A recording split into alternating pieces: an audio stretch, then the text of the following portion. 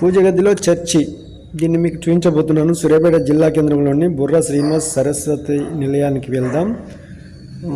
Door తీయండి, లోనకి వెళ్ళండి. దేవుని యొక్క చర్చిని, యేసుక్రీస్తు చర్చిని ఈ విధంగా పూజ గదిలో నిర్మించుకున్నారు.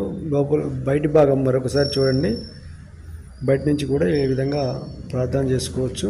డోర్ తీసుకొని లోనకి పోయినట్లయితే యేసుక్రీస్తుతో పాటు తల్లి, సేవకులు వీళ్ళతో పాటు నిర్మించుకున్న చర్చిని ఉదయం సాయంత్రం ప్రార్థన చేస్తూ ఉంటారు. ఇవి చాలా అరుదుగా కనిపిస్తూ ఉంటాయి.